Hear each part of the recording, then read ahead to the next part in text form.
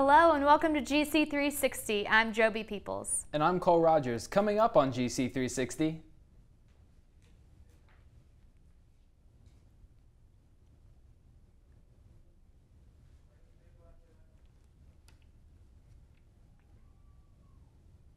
How did you spend your summer?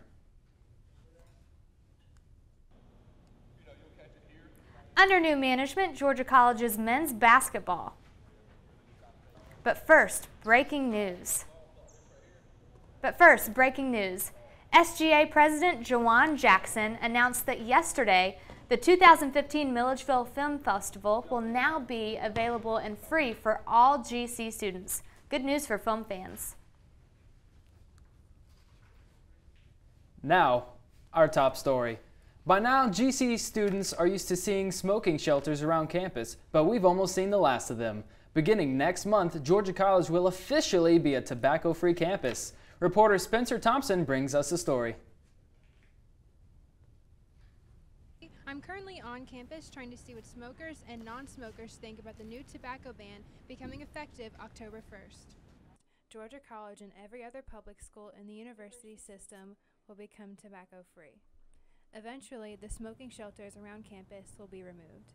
The ban prohibits smoking anywhere on campus.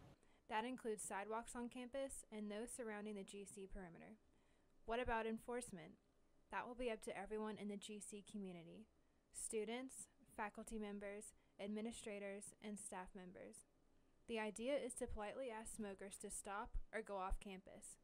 If there's a problem, you can call public safety. I respect other people that don't smoke's opinion, to not want to be around it. It stinks, and secondhand smoke and stuff. I don't necessarily agree with the fine, which I've heard there's a $50 fine. I think you could accomplish the same thing with a lower fine. I think across Georgia, I think that's going to be a really healthy choice for people. The fact that it's not allowed on campus is like an answered prayer. Another smoker, who chose to remain anonymous, says that she does not agree with the tobacco ban. I like what they used to have, where it was smoking stations, so it wasn't people smoking everywhere on campus. It was just certain areas, and if you didn't want to be by it, you could avoid it. Non-smokers seem to be happy about the changes and see the policy as a step towards a healthier campus. This has been Spencer Thompson. It's official. The longtime construction site across from Front Campus is finally finished, and it was well worth the wait. Ennis Hall is now the new home of the Georgia College Art Department. GC360's Kinsey Morgan takes us inside the building to see for ourselves. The beautifully redone Ennis Hall was originally a girls' dormitory back in the 1920s, and since then has been transformed into a building for the art department. When entering the building, to the left is a large art gallery full of student artwork.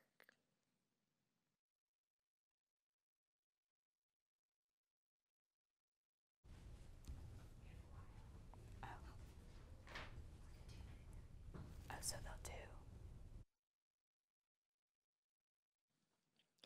The old yet restored stairwell leads up to the next floor of Ennis Hall, where you will find students hard at work.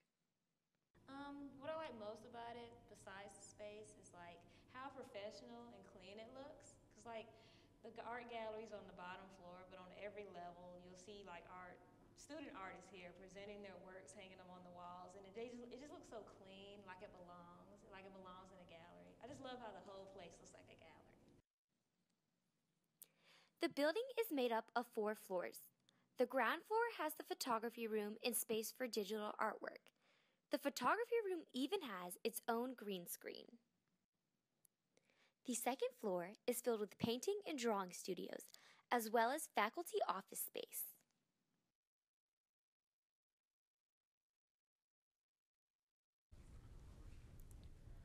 The first floor is where the department head is located, along with the museum studies and art gallery.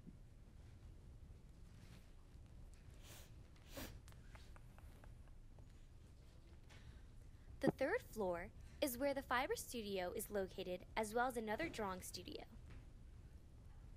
This room is for the sculpture area that we are launching for a new curriculum for students. So what you see is 2 tubs, washing machines, and refrigerator, stove. Ennis Hall has become quite the modern building that is unique from all the others here on Georgia College's campus. A new school year means a new show. GC360 is pleased to introduce you to our very first weather presenter, Abby Knox. Hello, I'm Abby Knox, bringing you the weather report for the next week. We've been seeing some cooler temperatures in the area recently, and you can expect it to continue for the next week. Now, when we say cooler, we mean 80s instead of the usual mid-90s. For Thursday and Friday, we expect highs in the low 80s and lows in the mid-60s.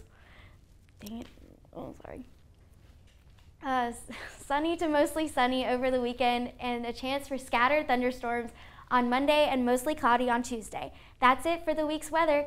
Enjoy the warm temperatures while they last. So Joey, what did you do this summer? Not anything as much fun as these students did.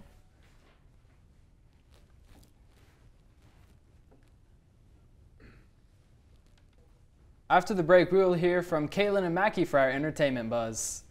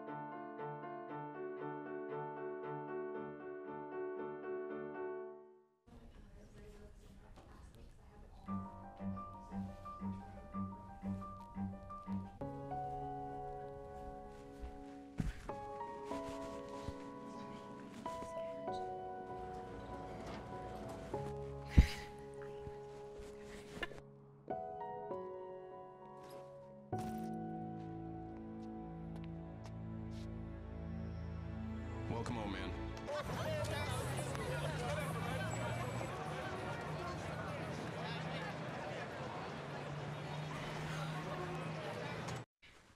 Hi, and welcome back to GC360. I'm Caitlin Mead. And I'm Mackie Davis. We missed you Bobcats over the summer. A lot has changed in this small town of Millie. Did you hear about that new sandwich shop Stack that opened this summer? I did actually, but I haven't eaten there. Is it any good? Yeah. Apparently it's all natural meats. I actually had a pastrami sandwich and it was really tasty. I'll have to check it out. Yeah. Speaking of things opening this summer, did you hear about the new restaurant Sharks, Fish, and Chicken? No. And I probably won't be paying them any visits. What's that all about? Right. I mean, I have no idea. But well, I'm sure all of you know that Princess Kate is expecting another little one. I think the world would agree with me when I say that we are all so pumped and excited for them and for the royal family. Oh yeah, if I could choose to be adopted into another family, I would definitely choose that one. Yeah. In other news, Joan Rivers died a few weeks ago during a procedure at an outpatient endoscopy clinic in New York. She'll be greatly missed, along with the founder of the chicken sandwich himself, Mr. Truett Cathy. Both really incredible people who will certainly go down in history as world changers. Let's talk about who's not a world changer. The Ravens ex-football player Ray Rice. Don't even get me started on him. Did you see the video of him knocking his girlfriend out in the elevator? Yeah, she couldn't even get up for like a solid 3 minutes. Yeah, it wasn't even him that helped her up. He basically just dragged her around like a rag doll. I know. I'd go on, but actually we'd really like to hear from you. What did you think about Ray Rice, professional sports, and domestic violence? Send us a tweet or message us on Facebook, and we'll tell you exactly how in just a second. Now, I'm sure most of you have heard of the popular game show Minute to Win It, so we want to bring it here to the studio for you every week. This week, I'm challenging you, Caitlin, to complete the Solo Cup Challenge in a minute or less. You have 60 seconds to get the blue marked cup to the top of the stack. And ready? Okay, let me get them. Are you ready? Stack of 36 cups. Yeah, here we go. And as you can see, we have a cup with a blue mark right here, just to get that to the... Okay, I can do this. I'm gonna win. All right, ready? All right. And go. It's a lot harder than it looks. How am I doing so far? I think you're doing good. Okay. Where is the? It's right there. It's right there. Okay. Right here. Oh, I don't want to stop. What's our I time? Win. What do we have? We're probably at I like think you 20 have seconds. like 40 seconds. Okay. Well, I feel like I'm about to drop them. Oh boy. Yep. They're going. Okay. Okay, wait, hold on. I think, did you do it right? Yeah. Oh. Yeah. Okay, keep going. Okay. Keep going fast. I have to win this. Where is it? It's right there. Okay, keep going. As you can see, the blue mark is right here. Oh, it's a lot harder than drop us. them. Oh. Oh, was it a minute? Wait, that's really sad. It's okay. That's really sad. We're I have to gonna put practice. these away now. I'm gonna go home and practice. Yeah, That's really. you just need to get some practice and come back, and things will be better. Yeah. It's okay. Okay. You got this. You got this. Well, be sure to check back with us next week for more of your entertainment buzz. What did you think of our show today? Tweet us or send us an Instagram photo at GC360 News. It's as easy as that. Or leave a comment on our Facebook page, GC360. We are so excited to be your entertainment go-tos for this incredible year with GC360. Before summer fades into a distant memory, we wanted to hear about what exciting experiences you had. Our own Taylor Weldon and Rebecca Terry went looking for your stories. Here's what they put together. We went to the lake for the 4th of July. We shot some video doing donuts and stuff, just celebrating the 4th of July. We were following some boats, which you're really not supposed to. We were just jumping wake just to try to get some air. Perfect. Yeah. This summer I went to South Africa because my stepdad grew up there and he was a missionary kid, so we just went on vacation. We were leaving Kruger, it was our last day. We were driving out of the park and we pull over our van and there's a lioness and 2 like juvenile cubs eating a kill that they had made. So it was great to be able to go see all the different animals and see them. They're almost happier like in the wild than like when you go to like the Atlanta Zoo. Like there's almost a difference that you can see in them. I randomly decided to go to Ecuador with my sister, like spur of the moment with a friend also. Tried to climb the world's 2nd highest active volcano and failed due to altitude sickness. And then we went to the coast, decided we learned to surf, and then partied there during the World Cup. Like jumped off bridges, canyoning, whitewater rafting, and a bunch more hiking. Yeah, we went up there and it was $12 for us to jump off the bridge, which was kind of nerve-wracking because that's super cheap. And we got up there and we saw this first really like thin, weak rope, and it wasn't just an extra rope they were using.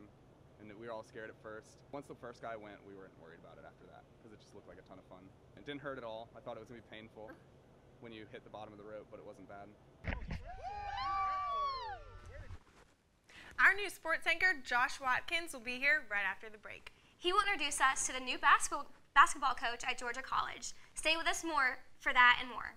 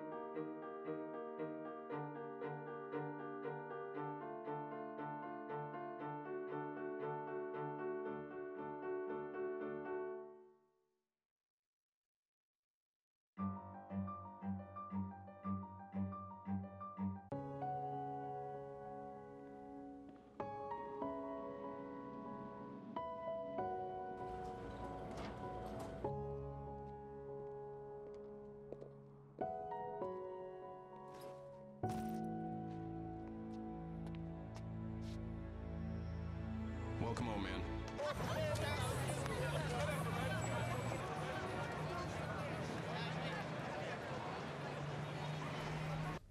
Welcome back. I'm Josh Watkins, and I will be bringing you all of the sports news and scores from Milledgeville and around the country. Let's start with Georgia College sports. The women's soccer team got their first victory of the season against a non-conference foe, the University of West Georgia. Midfielder Sol Baldacini led the charge for the Bobcats with 2 magnificent goals in the first half to solidify their 3-0 victory over the Wolves. And a victory for the best kept secret in Southern sports, the Georgia Military College football team. Of course, they are right here in Milledgeville. The Bulldogs have reached the NJCAA National Championship 4 times in the last 13 seasons, and they won the title in 2001. Their matchup against ASA Brooklyn on Saturday, the Bulldogs thumped their opposition by a score of 50-10 in Morgantown, West Virginia.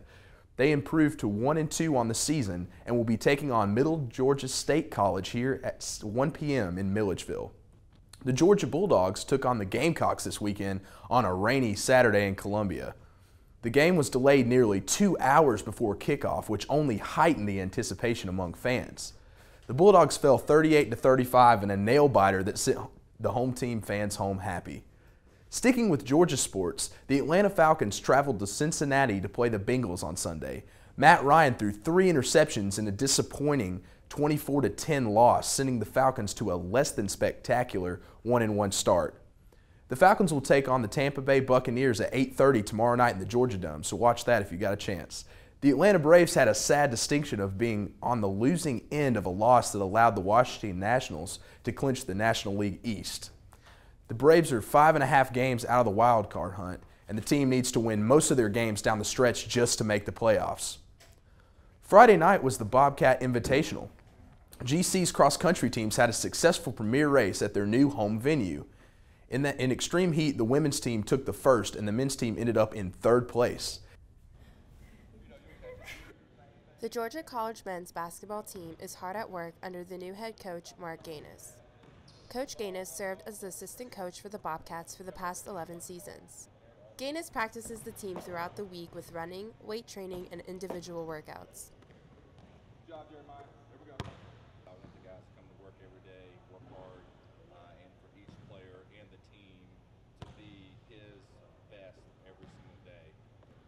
The players seem to like the way Coach Gaines runs his team. He has a great vision for the program, and I'm excited. All of this practice is leading up to the first game of the season.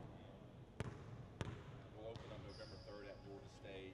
We're at UCF November 11th, and we start our games actually on the road. Our official games start November 14th and 15th at Lander University. We wish the Bobcats the best of luck in the upcoming season. When we come back, more from Joby and Cole.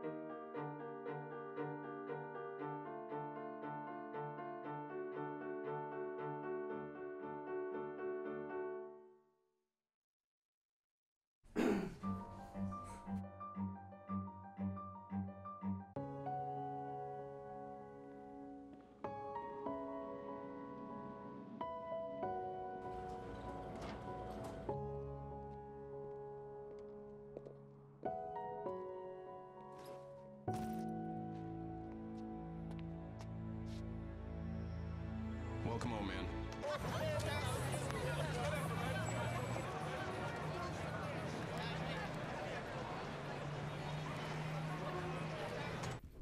Bartenders. You may have crossed paths with them during a night on the downtown, but you probably haven't stopped to wonder what their job is really like. GC360's Kendra Shearer wondered too. I sat down with John Schultz at Buffington's to see what life is like behind the bar. I am a assistant manager and a bar manager. How did you acquire your position?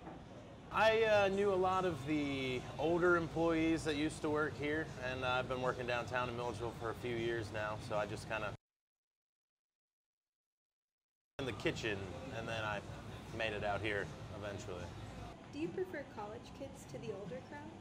I enjoy the college kids. They're a little more rambunctious. They come out and party with the bands. But then like during the summer and the winter time, when all the kids are gone and the locals come back out, I mean, they're fun people too. They have a lot of really good stories, and they'll sit here for a long time and just drink with you and talk to you, as opposed to the college kids who come in, get a drink and a shot, and then they're on to the next spot. What is Buffington's relationship with other bars downtown? We are all very connected. Of course, there's good competition in business that just keeps, good business. Competition's better for the consumer, but at the end of the day, if you're a bartender downtown, in a college town especially, it kind of puts you in a little group, and you immediately, once you get into that fraternity, if you will, you just kind of get accepted by everybody. What's the craziest thing you've ever seen behind the bar? I mean, one time we were doing karaoke, and there was people up in the rafters dancing around. There was people on the bar dancing around. My buddy tried to make some flaming shots one time and accidentally lit his hand, as well as the half the bar on fire. I've seen a lot of things. I've seen some very inappropriate things.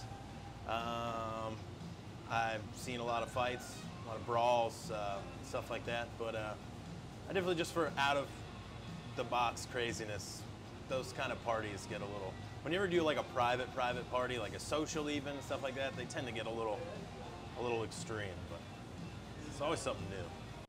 Schultz also demonstrated how to make his specialty drink, a Long Island iced tea.